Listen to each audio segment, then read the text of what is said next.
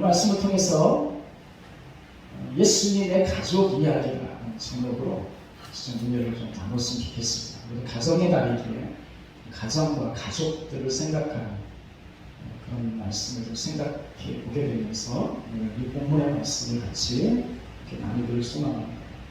전남 장성군에 가면 삼계면이라고 하는 곳에 김할머니가 살고 계신데, 김할머니는 이웃집에 있는 이할머니하고 아주 가까운 사이로 지내고 있습니다.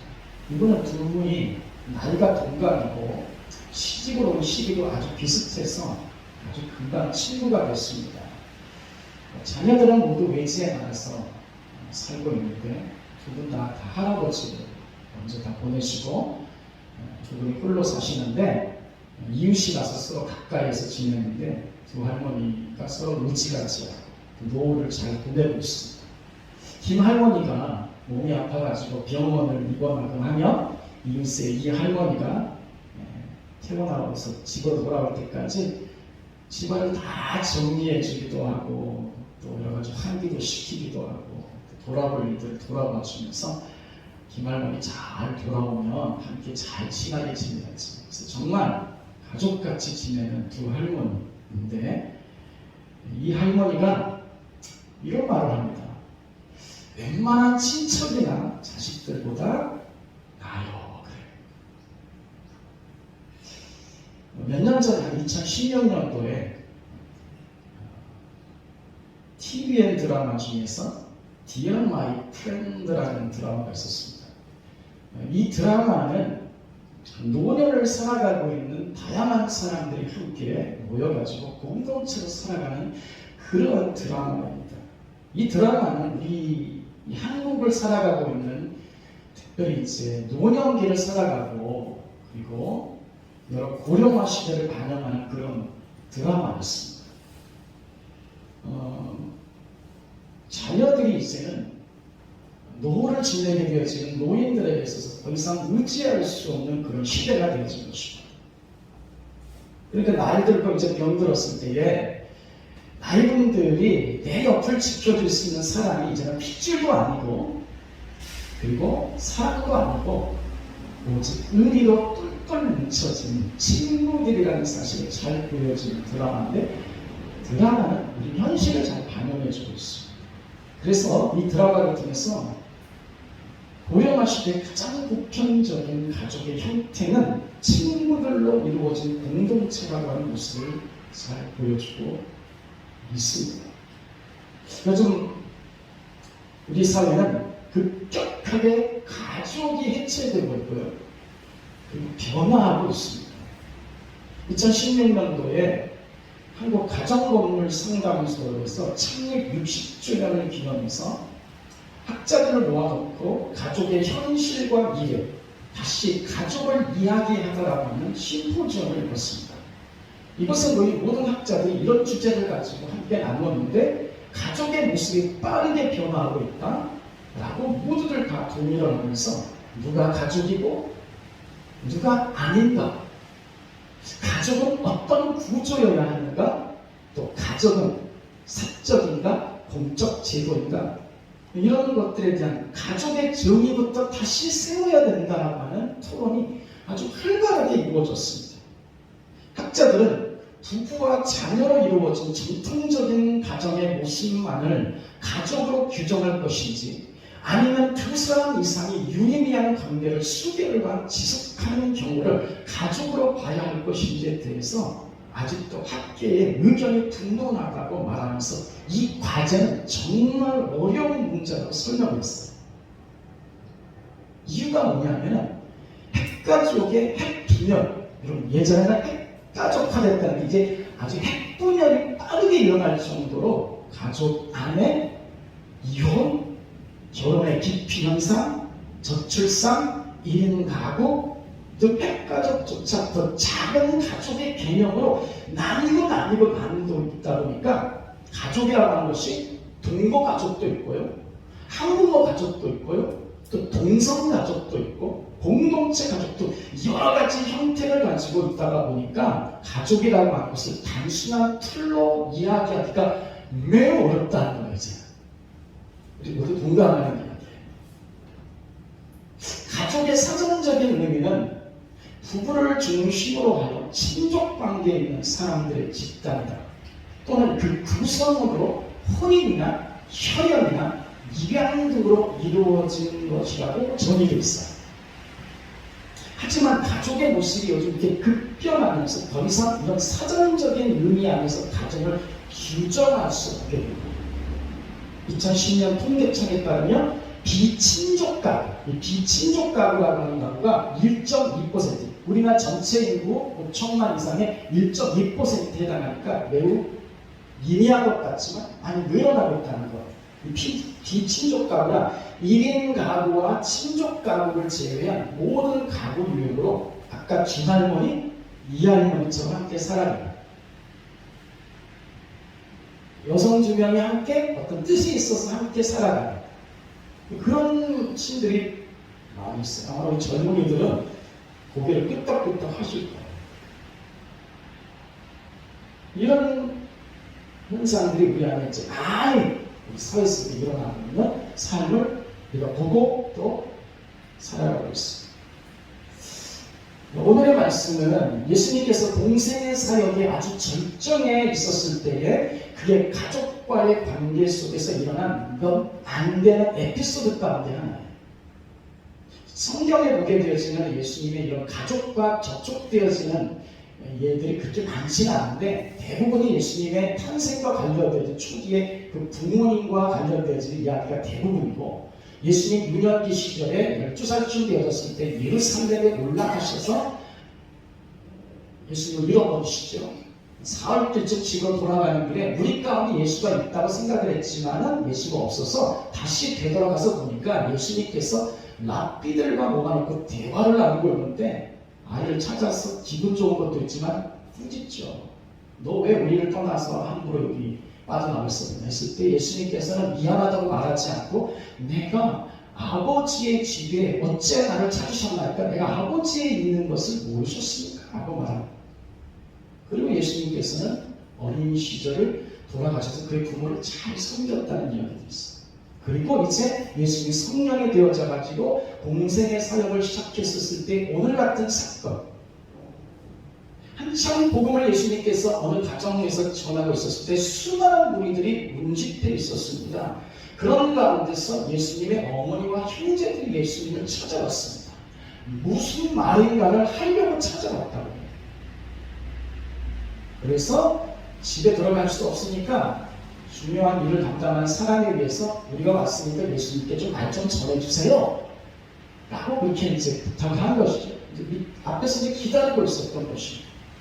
성경은 무슨 할 말이 있어서 예수님을 찾아왔다고 말해요. 무슨 할 말이 있었을까? 왜 예수님의 어머니와 형제들이 예수님을 찾아갔을까요?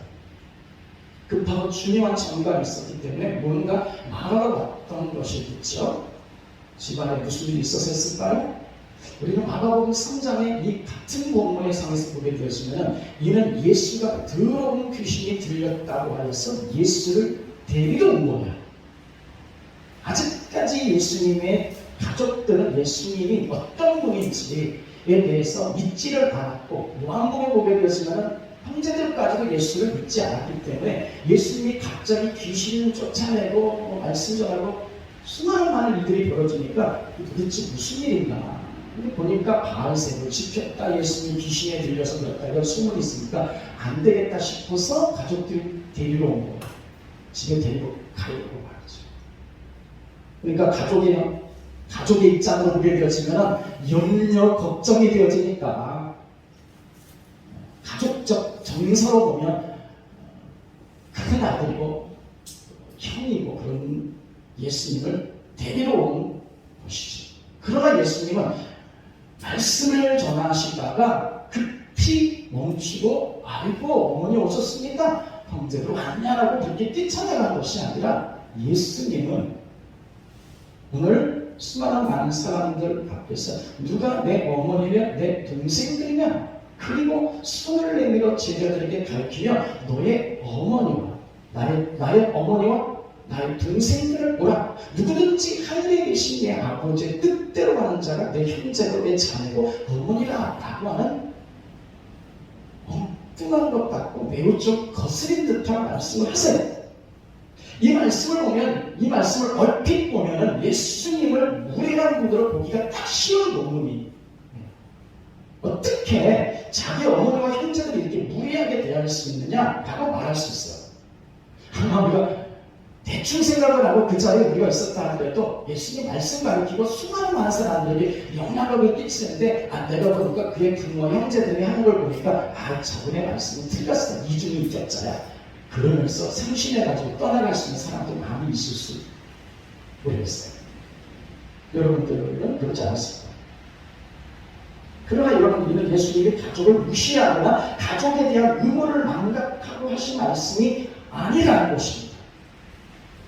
예수님이 그런 분이 아니라고 하는 사실은 그의 생애를 통해서 잘 나타나 있습니다. 아까도 제가 말씀드렸지만 예수님께서는 성전에서 그의 부모를 만났을 때에 내가 아버지의 집에 있다는 사실을 모르셨습니까? 라고 마치 오늘 똑같이 어린아이였을 때도 당황하게 만들어 말을 했어요.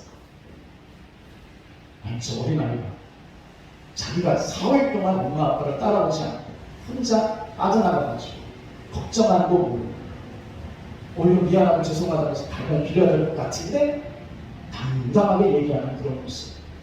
그러나 예수님은 드디어 어린 시절에서 30년까지 30대까지 40까지 성경을 보게 되어서 그 부모에게 순종하여 받들었다 하고 말씀했어요. 무리한 자가 아니었어요. 효도 안 하는 사람이 아니었어요. 그의 부모에 대해서 함부로 대하는 사람이 아니었다는 것을 아니에요. 그리고 예수님께서는 이 말씀을 하셨지만 오늘 누가 내 어머니고 내 형제고 내 자매들이라고 말씀하셨지만 예수님께서 십자가에서 달려 돌아가셨을 때에 자기 어머니가 그 밑에서 예수의 소형되어지는 장면을 정말 눈물로써 볼 수도 없고 있었을 때에 그의 사랑하는 제자 요한에게 부탁을 하는 장면이 옵니다. 여자여 보소서 아들입니다 라고 말했죠. 예수님께서는 운명을 하시는 순간에도 그의 어머니, 육신의 어머니에 대한 배려를 잊지 않았어요.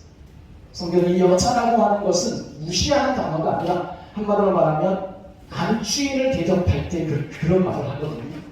영어의 맨 같은 그런 뜻이죠.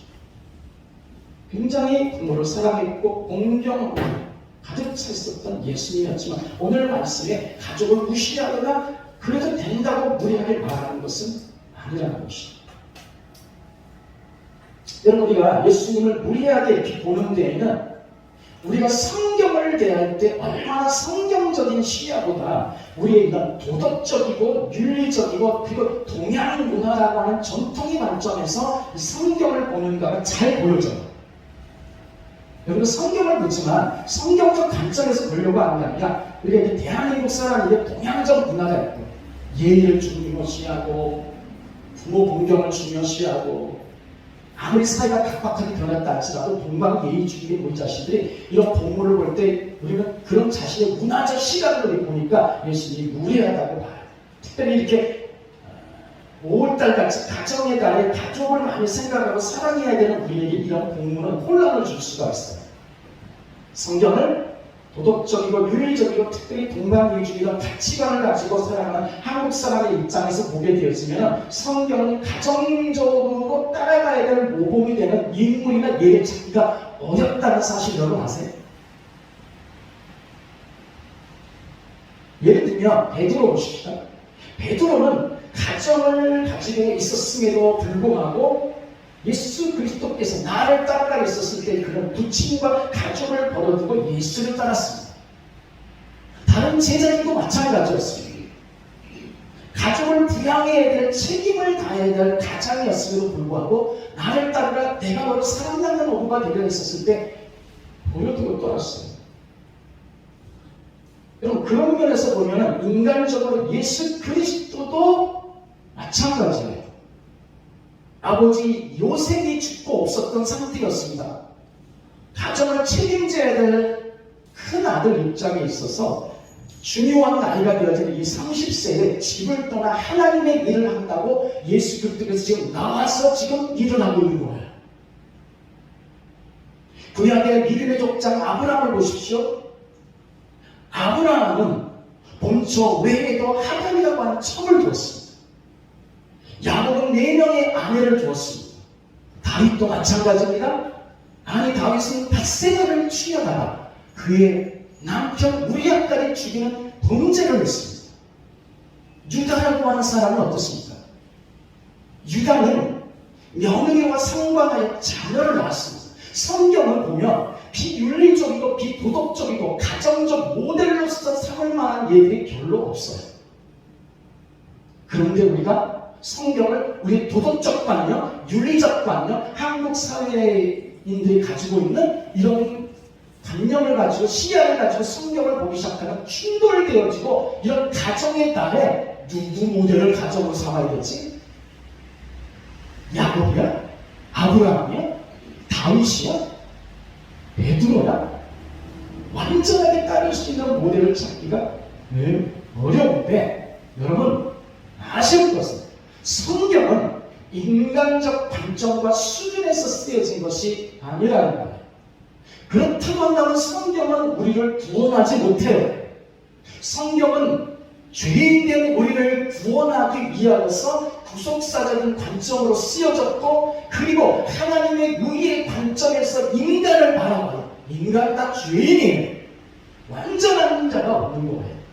그런 게 가정의 기준도 마찬가지예요.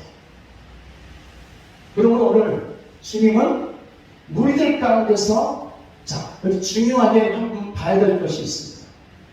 마태복음 12장 49절을 보십시오. 여러분 성경에 12장 49절 같이 읽어봅시다. 시작. 손을 내밀어 제자들을 가르쳐 이르시되 나의 어머니와 나의 동생들. 자, 여러분들 49절에 보면 손을 내밀어 제자들을 예수님이 가르쳤다고 하는 말씀이 나옵니다. 그 이전에 48절을 보면 말하던 사람에게 대답하여 이르시되 전체 무리들을 향하여서는 이렇게 예수님이 말씀하시죠. 누가 내 어머니이며 내 동생들이냐 하시고 그리고 49절에 어떻게 하세요? 예수님이 손을 내밀어서 누구들을 가르치셨어요? 제자들을 가르치시면서 이르시되 나의 어머니와 나의 동생들을 보라 그랬어요. 그러면서 예수님이 누구든지 하늘에 계신 내 아버지의 뜻대로 하는 자가 내 형제고 자매고 어머니라고 말씀하세요. 여러분 이 분위기 아시겠어요? 전체 무리들이 다 예수님 말씀을 들어왔지만 그 가운데서 진정 하나님이 예수님이 보시는 참된 가족들이 있다. 그 제자들이라는 거예요. 그 제자들이 곧 내 어머니고 내 형제고 그리고 내 자매라고 말씀하세요. 예수님의 제자들, 비록 지금 예수님을 따라한 지 얼마 되지 않았고 훈련되지 않았고 참으로 미미하지만 예수님께서 제자로 삼았다는 것은 하나님의 백성으로 사는 사람 말이에요. 성도가 되어진 사람들을 말해요. 우리같이 그리스도인을 말해요. 진정한 가족들이 이들이라고 예수님께서 말씀하시는 것입니다. 그러므로 여기서 예수님께서 제자들을 가르치면서 말씀하신 것을 볼 때에 예수님은 우리에게 참된 가족에 대한 이 개념을 새로운 이정표로 세우세요. 그걸 보셔야 돼요. 이 말씀 볼 때 예수님이 가지고 계시는 가족에 대한 개념, 참된 가족에 대한 개념을 이들을 가르치면서 제자들을 가르치면서 새로운 이정표를 삼으신다는 거예요. 그 제자들이 참된 가족이다. 영적 가족이다. 참된 하나님의 가족이다. 곧 제자들, 성도들, 하나님의 참된 백성 되어진 자들에게 가족이라고 하는 것은 이제 피를 나눈 형제들이 가족이 아니라 그리스도 안에서 참된 소망을 함께 가지고 살아가는 사람들이 가족이다. 그리스도의 가족이다. 이해하실 수 있으시겠어요? 피를 나눈 형제들이 아니라 그리스도 안에서 참된 소망을 가진 사람들이 진정 그리스도의 가족이고 하나님의 가족이다. 할렐루야. 그 사실을 기억하시고 말씀을 따라보세요. 여러분 성경은 우리가 하나님의 자녀라는 사실을 은근히 강조해요. 우리는 하나님 자녀입니다. 아멘. 그리고 우리에게는 하나님 아버지가 계시다고 하는 사실을 말씀하세요. 이게 성경에 말할 수 없이 이야기하는 호세아를 통해서 암미요 노암미요 백성이다. 백성이 아니다. 이 많이 강조하는 것도 그런 하나님의 마음이 담겨 있습니다. 그러기에 그리스도는 왜 오셨습니까? 예수 그리스도는 지금 뭐하러 오셨습니까? 우리와 하나님 사이를 화목하게 하여서 인류를 참된 하나님의 가족으로 맺어주시기 위해서 오신 거예요. 그러기에 성도는 그리스도의 몸의 지체요 하나님의 나라를 상속받을 특별한 자들이고 그리스도와 공동 상속자라고 성경은 말해요. 아멘. 그러기에 우리는 영적으로 하나님의 집이, 우리가 하나님의 집이에요. 우리는 하나님의 가족이란 말이에요. 아멘. 그리고 내가 집이고 가족이고 형제고 자매인 거예요. 할렐루야. 이 개념을 빨리 깨우치셔야 돼요. 그래야 이 교회 생활이 기뻐질 수 있고 오늘 이러한 일들이 우리 안에서 열려질 수 있기 위해서 축복합니다. 그럼 여기서 보면 주님은 누구든지라고 하는 말을 하세요. 누구든지 하늘에 계신 내 아버지 뜻대로 하는 자. 여기 누구든지까지는 하나님의 가족이 되어지는 데는 제한이 없지만 보십시오. 누구든지 하나님의 가족이 되어지는 데는 제한이 없지만 그 안에서도 진정한 참 가족은 누구냐? 하나님의 뜻대로 행하는 자다 라는 것을 말씀하세요. 쉽게 말하면 지금 큰남 미적의 공동체가 있어요. 여기 안에 함께 모여서 예배를 드려요. 그런데 우리가 큰남 미적교라고 하는 이 교회 안에 공동체로서 함께 모여서 예배를 드리는데 표면적으로 보게 되어지는 우리 모두가 다 하나님의 가족이기 때문에 다 모여있지만은 그 중에서도 예수님께서는 더 뭐라고 말씀하시냐면 하나님의 뜻대로 행하는 자만이 진정 참 가족이라고 말합니다. 여러분들 큰날 비전께 성도이시죠? 아멘. 여기 어린아이나 작년의 길과 불구하고 다 큰날 비전께 공동체로서 함께 있어요. 여러분, 우리 미나가 이제 내년이면은 입교식을 합니다. 입교식하는 우리 귀리가 미나 비슷한 시기에 왔었을 때 입교식하고 우리 교회 교인이 됐어요. 그리고 지금까지 큰날 비전교를 다니고 있습니다. 그리고 고백해 입교라고 하는 것은 원래 유아세례를 받은 자가 성숙하여서 성장해서 이 14세, 만 13세가 되어졌을 때는 자기의 인식으로 내가 구원받고 하나님 자녀라고 하는 사실을 정확하게 고백할 수 있는 때에 세례문답 내지는 입교문답을 해가지고 그래서 자기 고백하는 거거든요. 그때 그것으로 끝나는 게 아니라 그 제가 고백했다고 끝나는 게 아니라 목사의 성부 성자 성령 이름으로 교회 교인된 것을 공포하는 순간부터 끝나기 전에 그 공동체가 되는 거예요. 할렐루야. 그 하나님과 교회 성도들이 인정하는 거예요. 아십니까? 그렇기 때문에 가족이 된다는 거죠. 그래서 여러분도 교회 다니게 된 거예요. 내가 교회 다니고 싶어서 다닌 것이 있지만 이 교회 이론이 되어지고 회원이 되어진 것은 내가 결정한 것도 있지만 하나님 거기에 사인해 준 거예요. 여러분 보십시오. 우리는 큰나비전대로 공동체로 함께 살아가지만 주님이 보시기에 진짜 하나님의 가족은 누구냐면 여기에 안에 있다고 해서 끝나는 것이 아니라 주님의 뜻대로 행하는 자. 그가 하나님께서 보시는 가족이에요. 그리고 우리에게 굉장히 도전을 주는 거예요. 교회 회원으로서만 다니지 말고 진정 주님의 뜻을 행하는 자가 되셔야 돼요. 아멘? 이게 진짜 교회 다니는 의미 있죠. 의미 있죠. 우리가 교회만 다니는 것이 아니라 하나님의 뜻을 이행하면서 살고 있다. 그것이 하나님의 가족 되어짐으로 살아가는 거예요. 여러분 집에 가시면 다 짐이 있잖아요. 부모님 계시고 형제들이 있고 살아가지 않습니까? 우리가 함께 2명이든 3명이든 함께 가족으로 살아갔지만 여러분 그 가족으로서 탄생되어지고 이렇게 가족이라고 하는 어떤 그런 연결된 끈을 가졌지만 우리가 가족의 의무를 하지 않은 사람들이 얼마나 많아요. 때문에 요즘은 부모님들도 가족의 의무를 하지 않아요. 자녀들도 마찬가지죠. 내가 태어난 것은 감사한데 그 뒤로는 부모님에게 대해서 어떤 행하지 않았다. 어떻게 가족이 갈 수 있겠어요? 내 가정이 돌아가서 그냥 밥만 먹고 살아간다. 어떻게 가족이 될 수 있겠어요? 아닌 것이죠.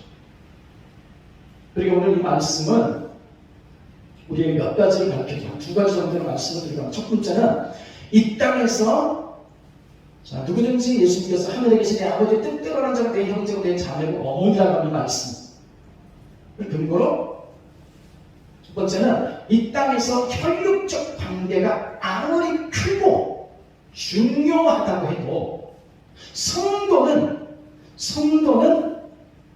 먼저 우선해야 될 것이 있는데, 그것은 거듭난 하나님의 가족 되어진 의무를 저버려서는 안 된다는 것입니다.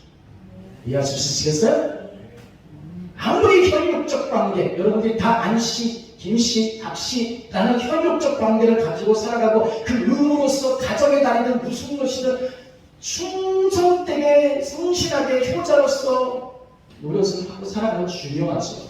사회적 의무를 하고 살아가는 건 중요하지만, 거듭난 성도들은 우리는 하나님의 가족 되어진 그 의무를,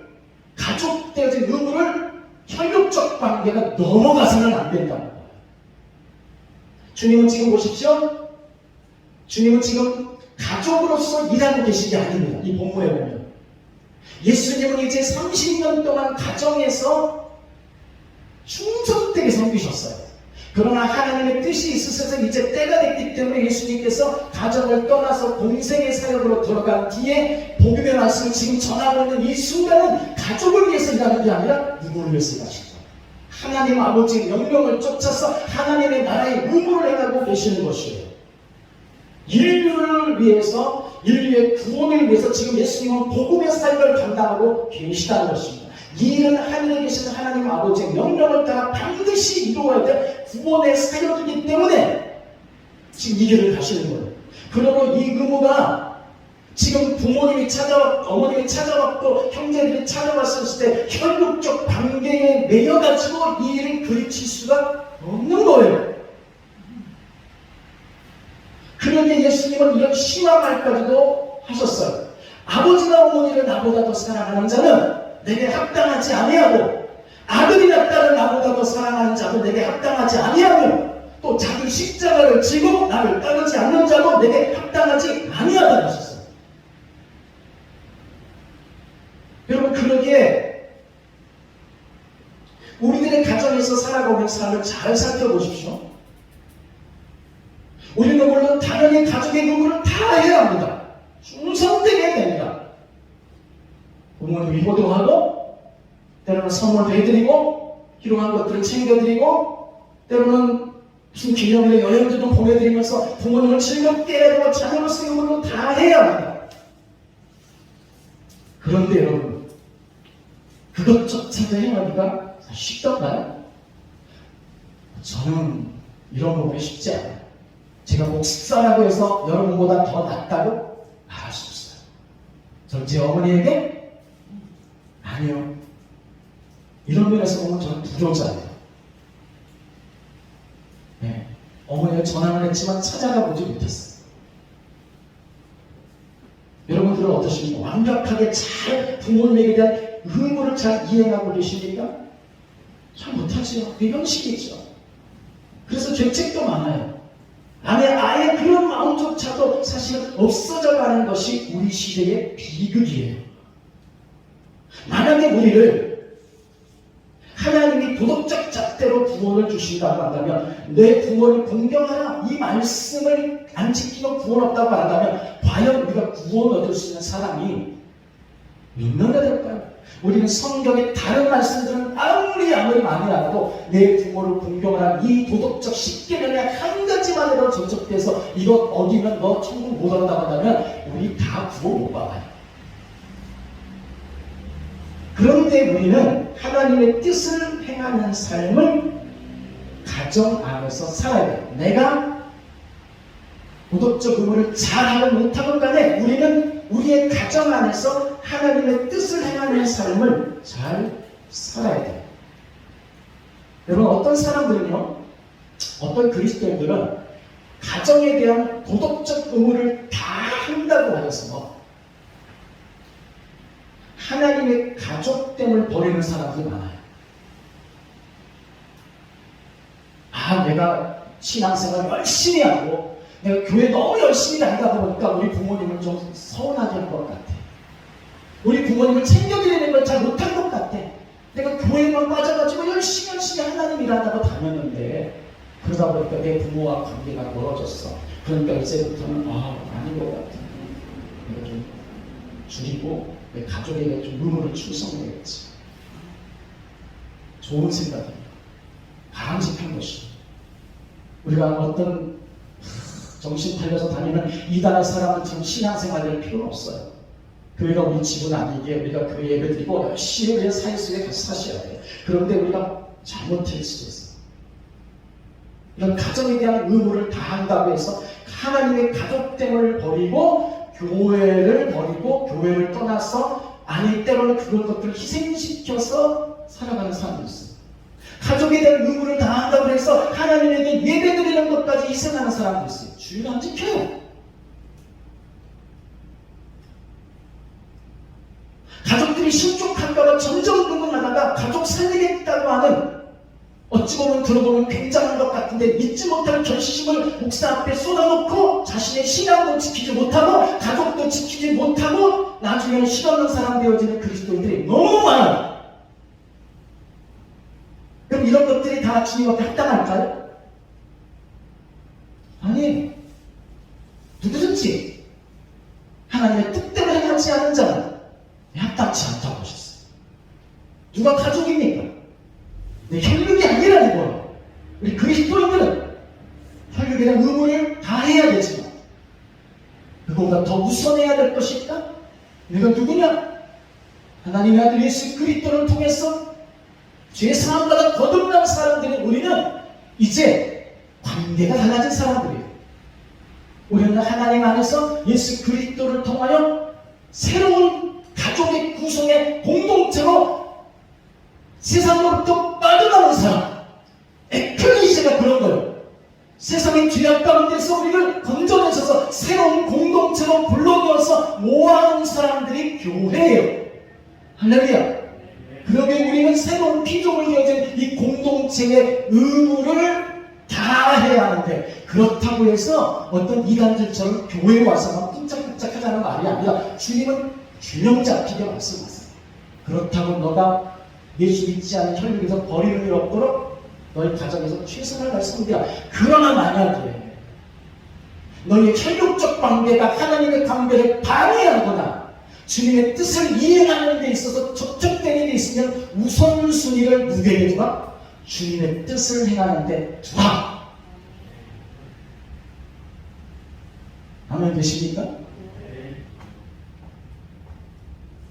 여러분 주기철 목사님 하면 너무나 잘 아시잖아요. 우리는 주기철 목사님이 참 믿음 좋으신 분이시고 믿음의 길을 가신 분이시죠.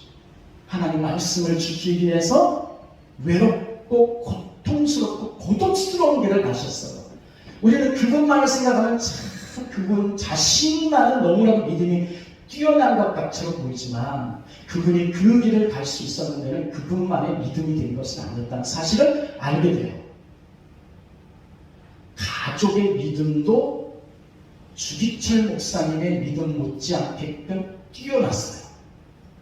어느 날 일제가 하도 주기철 목사님이 굴복을 하지 않으니까 아내와 자녀들을 데려다가 능욕하기 시작했습니다. 보는 앞에서. 여러분 그게 쉽지 않죠. 나 혼자 고통당하고 고문당하는 것은 괜찮은데 나 때문에 내 가족이 고통당한다면 아무리 내가 고수하고 있는 신앙의 중심이 흔들릴 수밖에 없죠. 포기하고 싶어요. 알았습니다. 내 가족만 살려주신다고 한다면 제가 예수를 안 믿겠다고 고백하지 않겠어요? 그러나 그렇게 흔들리는 마음이 있었을 때에 고문당하고 있었을 때에 오히려 가족들이 대담했어요. 여보, 아빠, 우리들이 고난당하고 고통당하는 것 때문에 아버지가 참고 사랑하는 그 예수님과 하나님의 말씀을 버리려고 하지 마세요. 포기하지 마세요. 오히려 그 가족들이 주기철 목사님의 믿음을 붙들어줬어요. 이거예요. 누구든지 하늘에 계신 내 아버지 뜻대로 하는 자가 내 형제고 자매고 어머니라.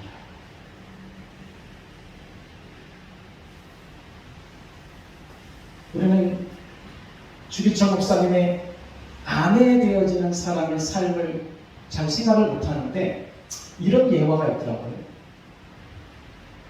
마지막으로 이 사모님이 면회를 갔어요. 옥중에서 처참하게 몰골이 되어지는 목사님을 만났습니다. 여보, 혹시 마지막 뭐 이렇게 소원 같은 게 있으세요?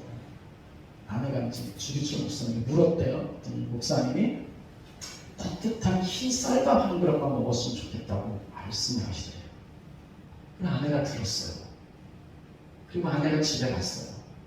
가난하고 어렵고 흰 쌀밥을 구하기가 너무나 어렵지만 자기의 남편을 위해서 쌀밥을 지었어요. 그리고 그 쌀밥을 따뜻하게 남편에게 줘야겠다는 생각에, 그리고 이것을 좀 이상하게 생각하지 마십시오. 밥을 다 이렇게 보자기 싸고 하면 될 것 같다는 걸 생각하실지 모르겠지만, 이 사모님은 이 공깃밥이 식을까봐 말이죠. 뜨겁게 밥을 지은 것을 사발이죠. 자기의 이 손에 문기를 해가지고 이렇게 그냥 장갑도 안 돼요. 그대로 들고 이렇게 옥중까지 갔대요. 그래서 이제 밥을 내려놓으러 가는데 얼마나 뜨거운 걸 참고 가지고 왔는지 손이 들러붙어가지고 떨어지지 않았다는 얘기를 했어요. 여러분,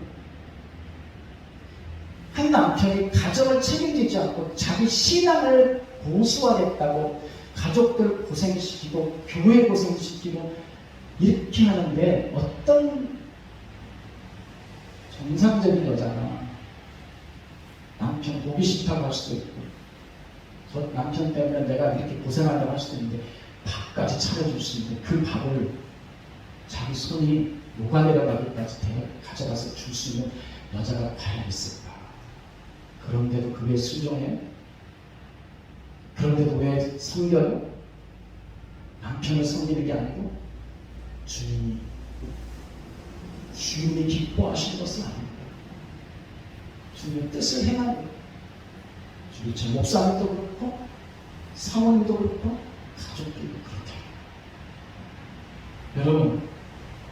여러분들 삶에 갈등이 생기시고 하나님 앞에 나는 하나님의 자녀로서의 의무를 잘하고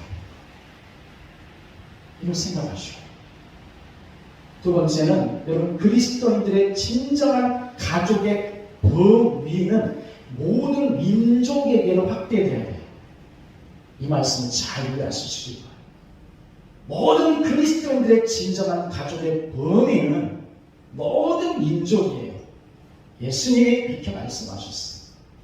여러분, 유대인들은 대단한 자부심을 가지고 있었습니다. 그것은 그들이 아브라함의 혈통이라는 것입니다.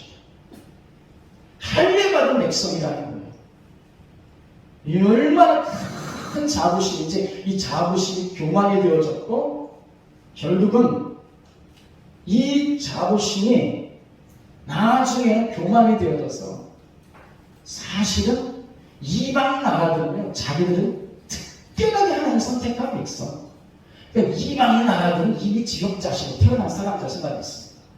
이러한 교만은 하나님의 뜻과는 상관이 없는 것입니다. 원래 아브라함을 선택하고 이스라엘 백성들을 출애굽하여 선택한 것은 세상 나라의 제사장 나라 삼기 위한 것인데, 자기들만 특권층이 돼가지고 말이죠, 이방 나라들은 다 돌아보지 않았어요.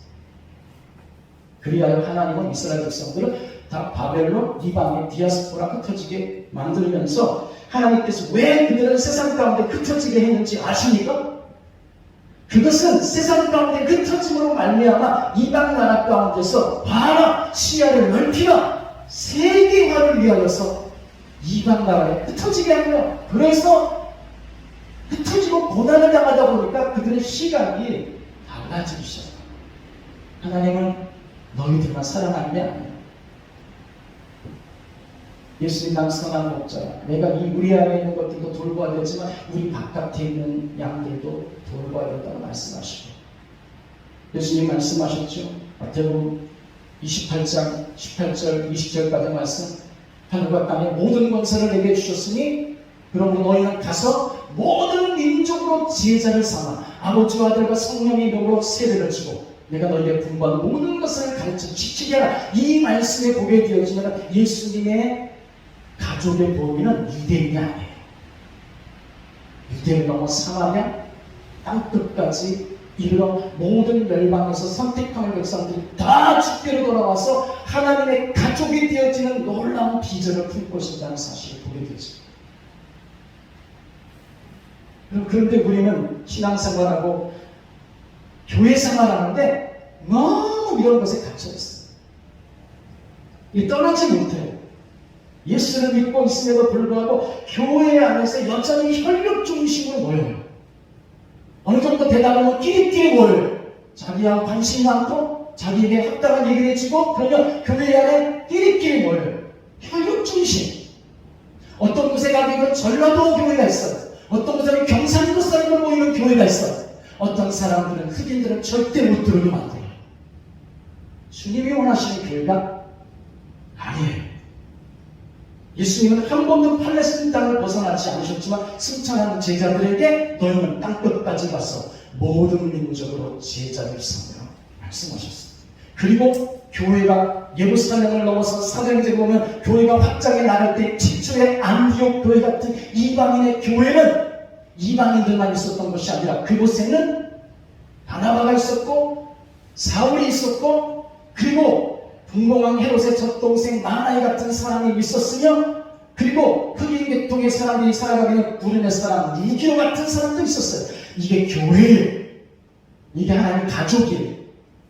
여러분 교회가 진짜 교회가 간다면 가난한 자, 병든 자, 부한 자 상관없고 자유인이든 종이든 야만이든 할렐루야 헬라이든 유대인이든 동방의 사람들이든 때로는 북한 사람들 다 함께 모여 주를 예배해야 되는 것이죠. 왜? 하나님의 가족이기 때문에.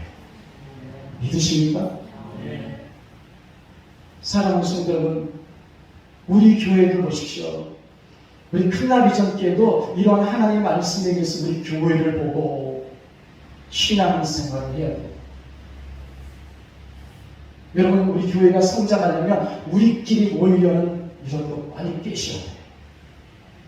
그리고 뭔가 모르게 우리 교회가 보기 좋고 화려하고 사랑할 만하면 전도하려고 그러고 우리 교회 가자고 끄는 이것도 다 혈육 중심으로 보는 거예요. 누구든지 전도하십시오. 가난한 자든 병든 자든 다 예수를 믿으라고 하십시오. 그리고 여러분 하나님께서 보내시는 교회를 다 보내실 것이지만 우리들의 교회가 꼭 완벽해서 우리 큰나비 전교회가 너무나도 완벽하면 우리 교회 꼭 온다고 전도하실 겁니까? 아니에요. 사랑하는 성도. 우리 모두는 다 가정적 배경, 출신 배경, 인격적 배경으로 보게 되었지만 도덕적으로 완벽한 사람은 아무도 없어요. 다 하나님 안에서 불완전하지만 예수 믿고 구원받아 하나님의 가족의 일원이 되어진 것을 믿으시기 바랍니다. 그러기에 그리스도인들은 가족의 개념이 내 가정의 혈육에게나 국한되면 안 돼요. 사랑하십니다. 넘어가셔야 돼요. 그런 은혜가 있을 수 있도록 예수님을 축복합니다.